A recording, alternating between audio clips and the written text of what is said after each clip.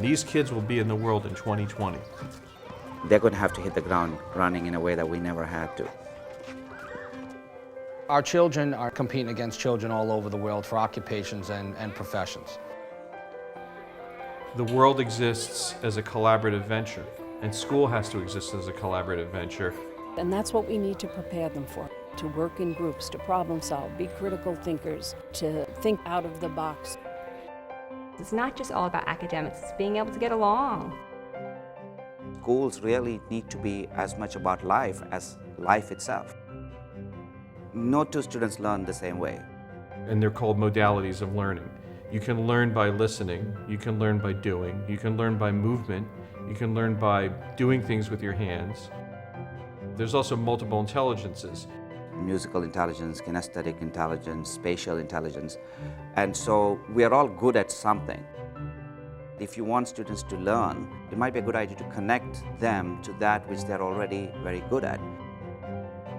So if you take a blank sheet of paper and you say, okay, if we were going to design a school that responded to and allowed teachers to teach kids in multiple modes, to allow the kids to express themselves in whatever their strength is in terms of how they're hardwired, and give kids skills that they can walk out into the world and they can navigate the 21st century, what would that school look like?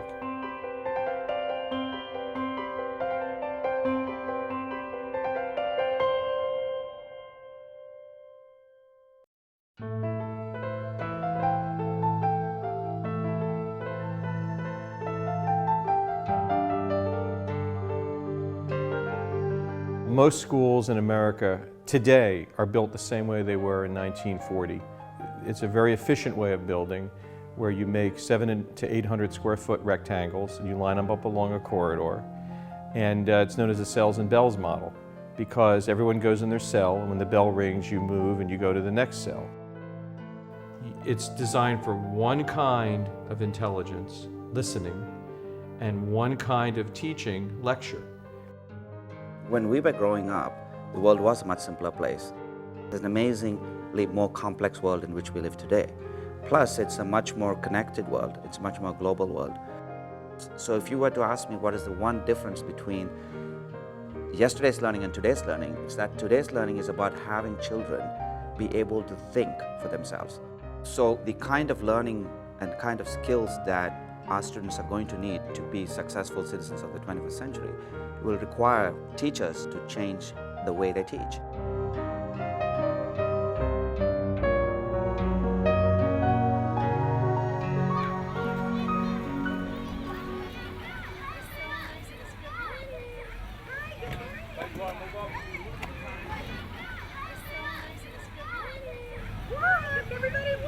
I know why the children run. They're so excited to come here. It's an embracing school where the kids are themselves, where they can really think and grow. My son absolutely loves coming to school. Even when he's sick, he wants to come to school. You know, they had a bug going around the school, like he can't come to school today, and he wants to come to school. Baseball. The parents see their kids happy, vibrant, learning, coming home, talking about school. The enthusiasm in this place radiates. We are here to teach them to read and write, but first we want to instill that love of learning. They're happy to be here, they love their school, they love their space, so that just makes it a little bit more conducive for them to learn. I think they develop good social skills here, interacting with different types of children on a daily basis.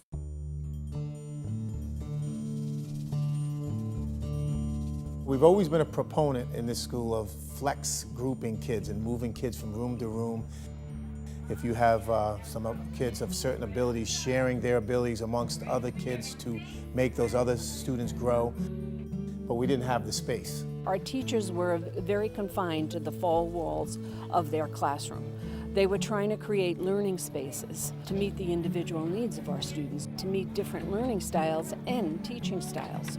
In the case of Middletown, they were bold enough to say, let's not be limited by our mental model when we think about a school, and how do we take what we know as educators to be 21st century teaching and learning practices and connect that to space design, and what kinds of environments will allow us to do the things that we know are good for our kids.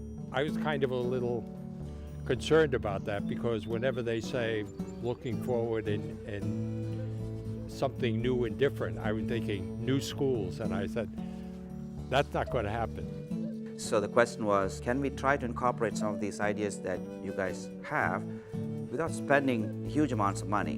When you're thinking about what you need for the 21st century, this doesn't mean that you have to build completely new schools.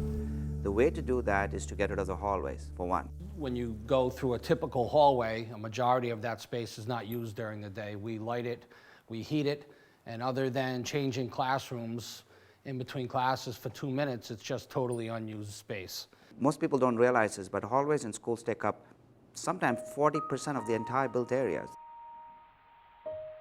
So what if you were to be able to recapture that space so that you're getting a better teaching and learning bang for the buck? One opportunity is to create something that we call the small learning community. And the small learning community is a variety of spaces where you can do the direct instruction that you traditionally see happening in a classroom, but from that direct instruction you can go seamlessly from one mode of learning to the other without having to leave your community.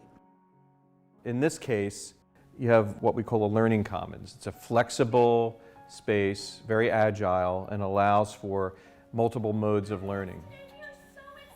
In this particular place, you have a stage for presentation.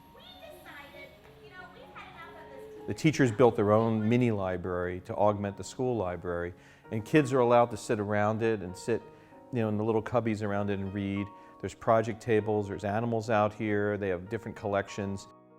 So teachers that are afraid of losing their singular classroom, here they gain an entire learning center.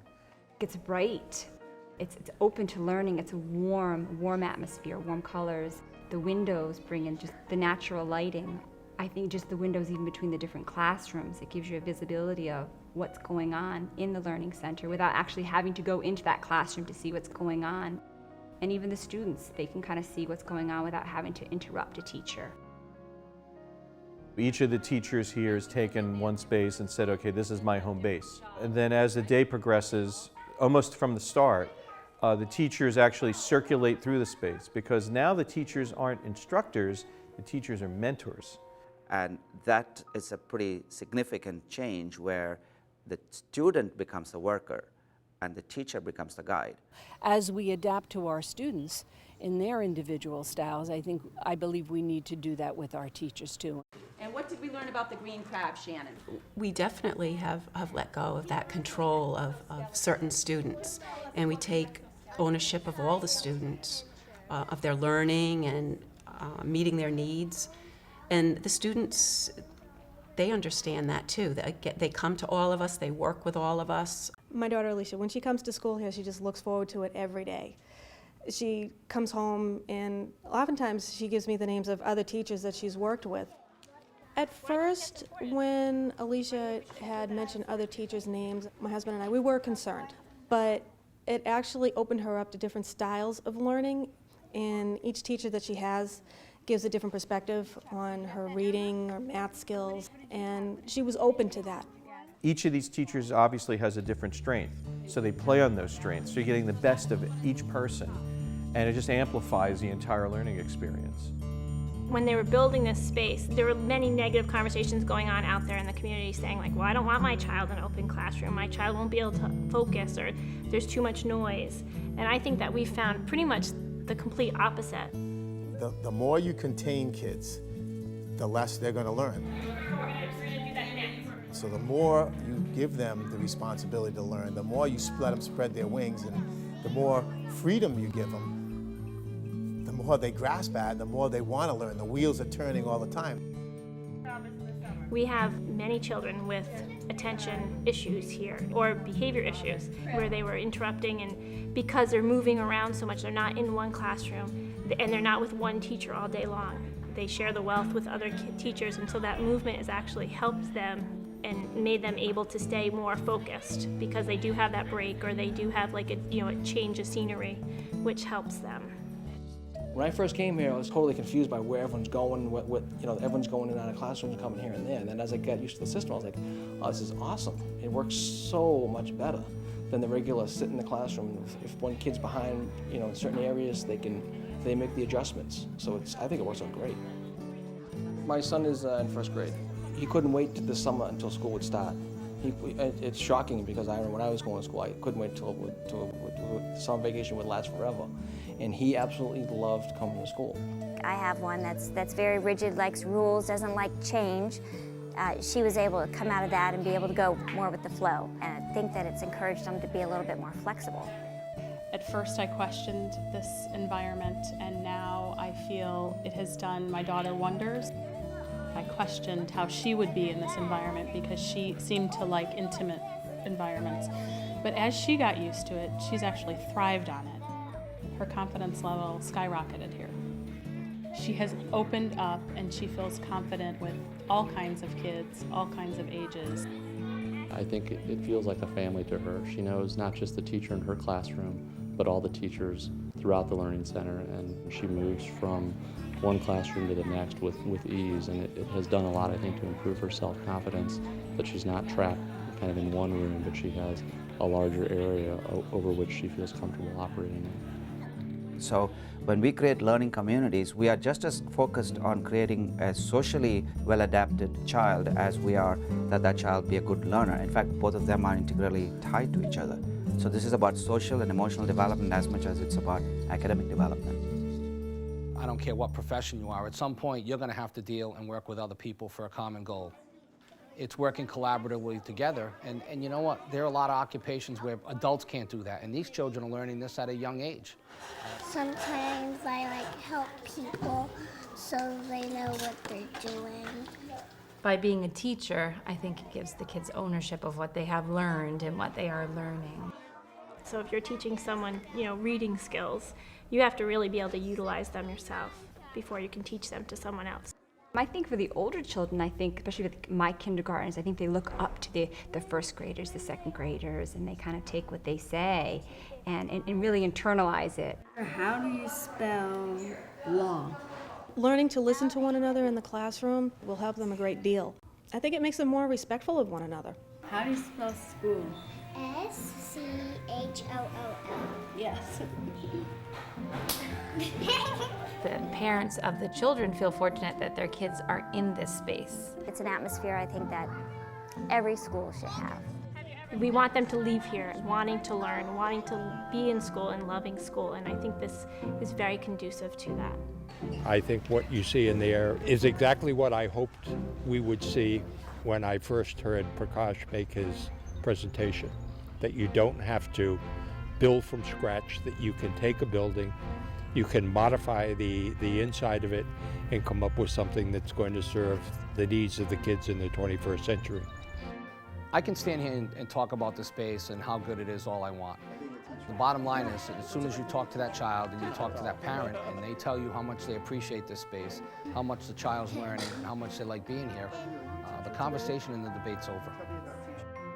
It's just been the best experience I could ever hope for my kids and for me.